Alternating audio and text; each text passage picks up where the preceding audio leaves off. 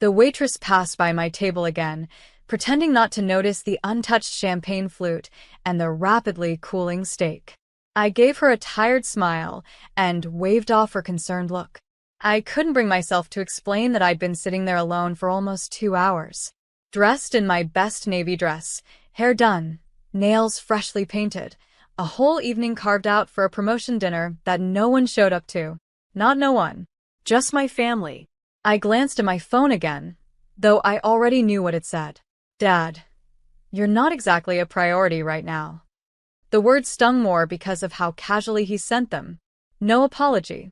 No excuse. Just a blunt rejection that hit harder than any silence could. And then, like a knife sliding deeper, a notification popped up. Cousin Melissa posted, "Family night out for the real success story." Attached was a group photo at some lakeside bar, all of them. Mom, Dad, my brother Chase front and center, grinning ear to ear beside a gleaming new jet ski. My brother had apparently made a killer side hustle flip, and the whole family had dropped everything to celebrate. I looked around the empty table again, the space where their faces should have been. I'd reserved this place weeks ago. Sent reminders. Paid a deposit. I was the first in our family to make it to senior management at a Fortune 100 company, and they couldn't be bothered to show up. Correction, they chose not to. I blinked back the sting in my eyes, lifted my glass, and toasted myself silently. To Emily Carson, the invisible daughter. The check came. $1,940. I'd prepaid for the prix-fixe menu for 6. I added a tip, smiled at the waitress, and walked out with a quiet grace that took every ounce of restraint I had. When I got home, I didn't cry. I didn't scream. I did what I always do. I handled things. I opened my banking app. Mortgage payment scheduled for the 15th. Cancelled. Automatic grocery transfers for my parents. Deleted. Monthly insurance premium I'd been covering for Chase's Jeep. Gone. I pulled up the spreadsheet I'd been keeping. Every dollar I'd paid on their behalf since 2020. 3 years. Thousands of dollars. Never a thank you. Not once. I printed out the totals. Highlighted the current outstanding mortgage balance. Scribbled 2 words on a yellow sticky note. Let him pay it. It was almost midnight when I pulled up to my parents' house. The jet ski sat proudly in the driveway, wrapped in a bow like some kind of twisted trophy. I walked up to the door and taped the note and spreadsheet right across the glass. No drama. No speech. I got back in my car, exhaled, and for the first time in a long time, I felt something sharp give way inside me. Not pain, but clarity. They didn't just miss my dinner. They missed the last free ride they'd ever get from me. I was always the one they didn't worry about. The good one. The she'll figure it out daughter. I did figure it out. I studied while my brother Chase threw house parties. I got a job while he wrecked a car. I worked my way through college while he bounced between passion projects. And every time he screwed up, they clapped him on the back for learning from it. Every time I succeeded, they acted like it was expected. I remember the day I bought my first car outright. No loan, no cosigner. I drove it straight to my parents' house, beaming. My dad barely looked up from the game. That's nice, Sam. 10 minutes later, Chase rolled in and announced he'd started a dropshipping business. Mom lit up like it was Christmas morning. It didn't matter what I did, not really. Chase just had to exist to be celebrated.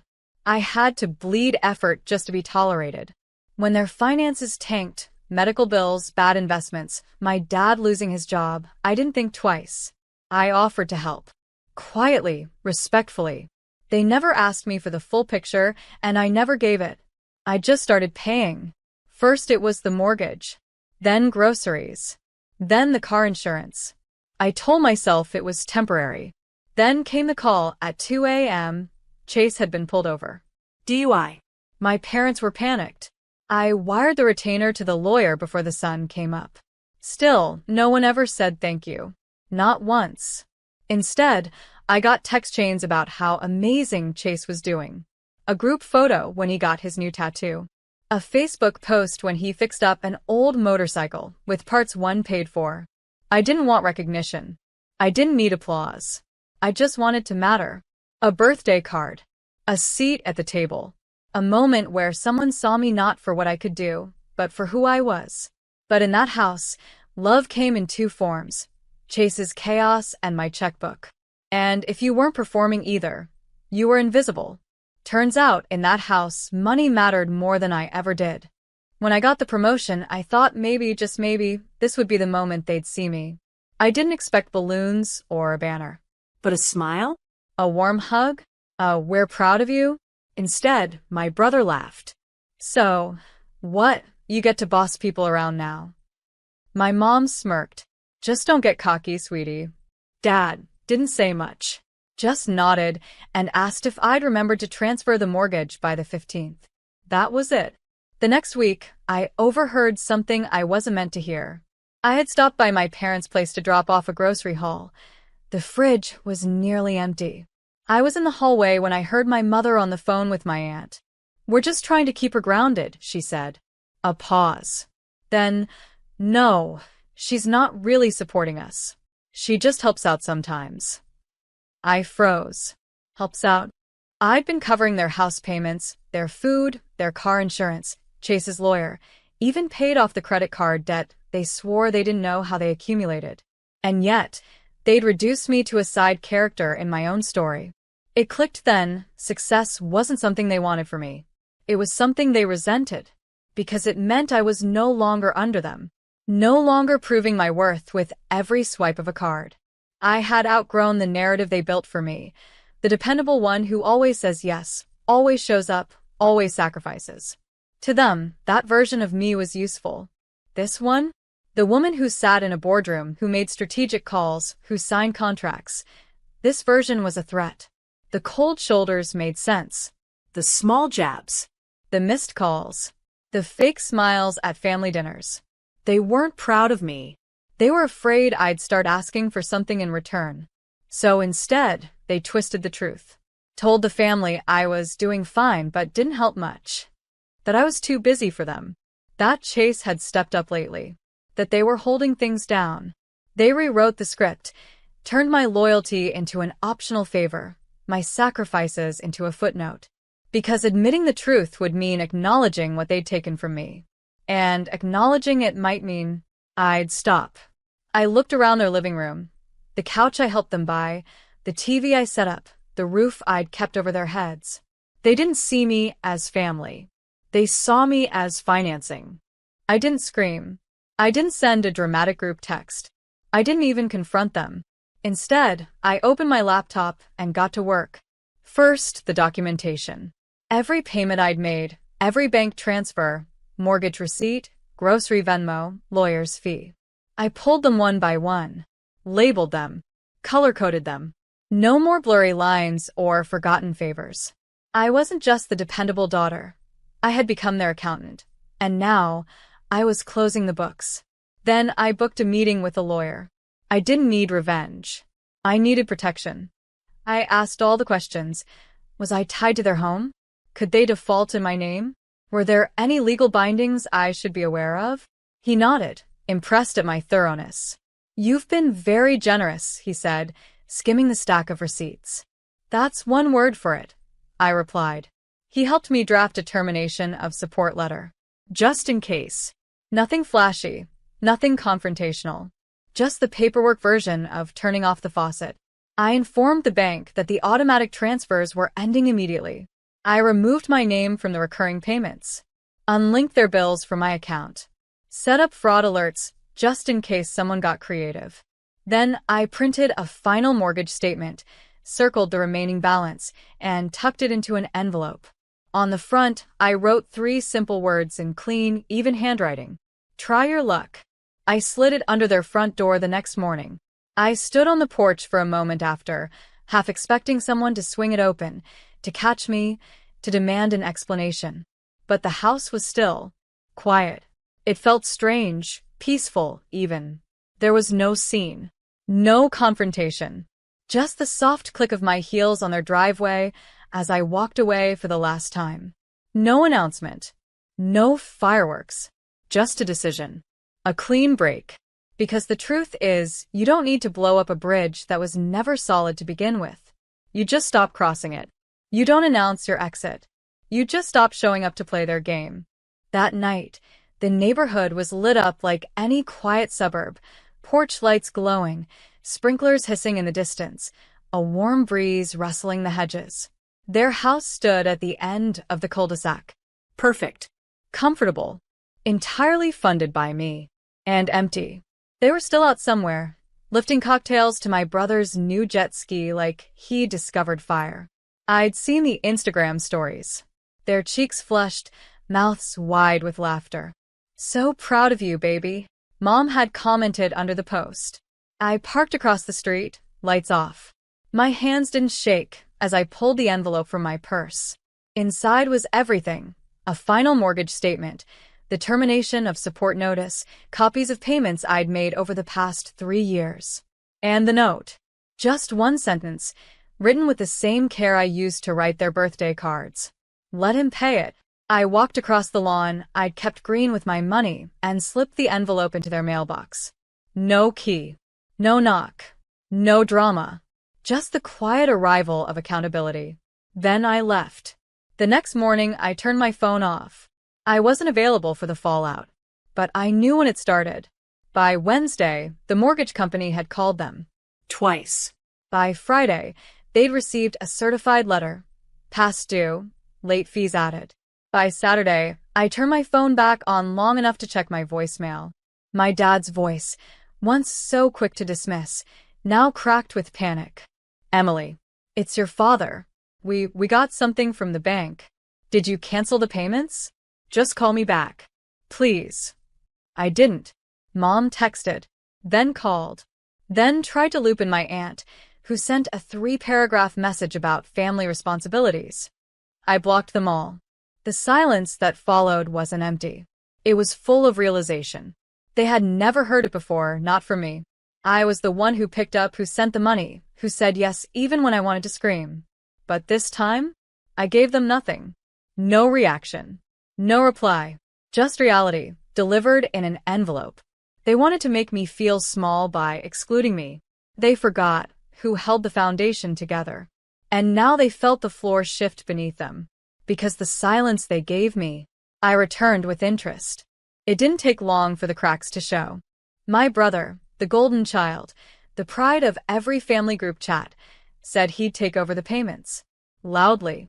Publicly. Like it was nothing.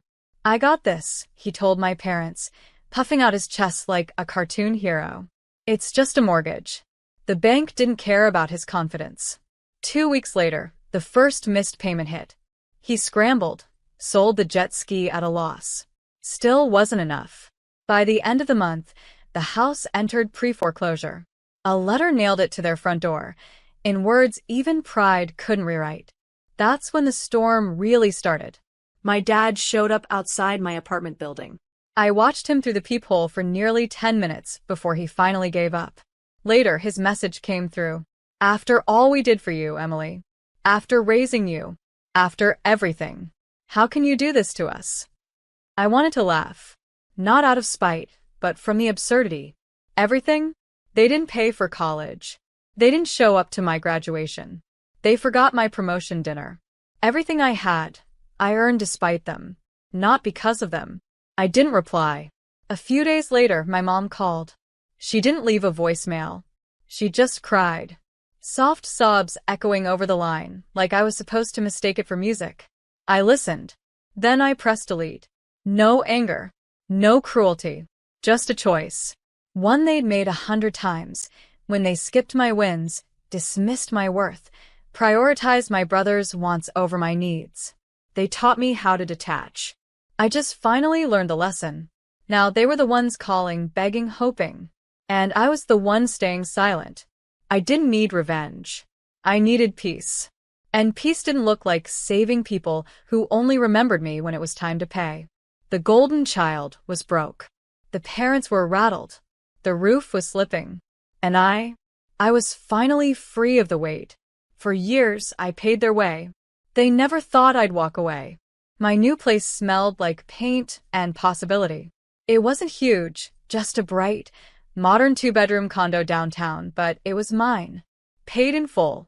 No roommates, no parents, no strings. No one else's name on the door. No one calling when they needed help with bills. No one watching my success with a grimace instead of a smile. I stood in the center of the empty living room and just listened to the quiet. Real quiet.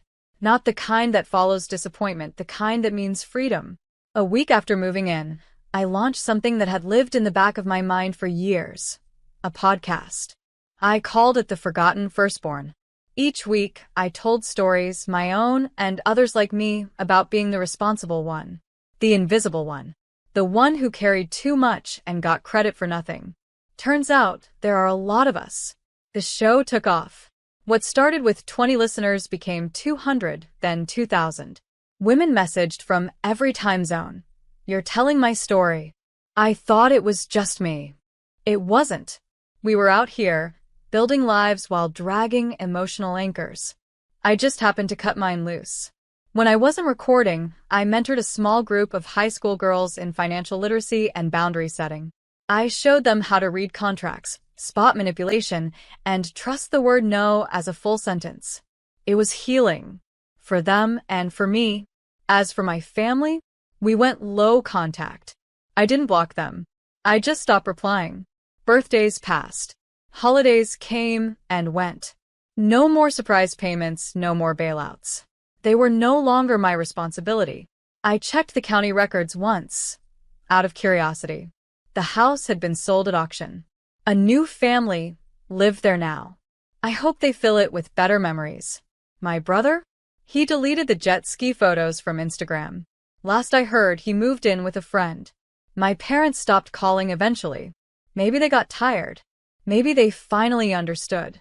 Either way, silence again. But this time, it was mine. And I cherished every second of it.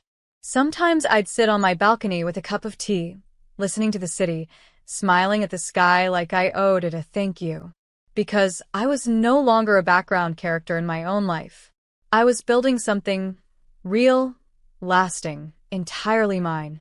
They didn't get to decide my worth anymore. They didn't get to decide me anymore. I was always the afterthought. Until I stopped thinking of them. Exactly 1 year to the day, I walked back into that restaurant.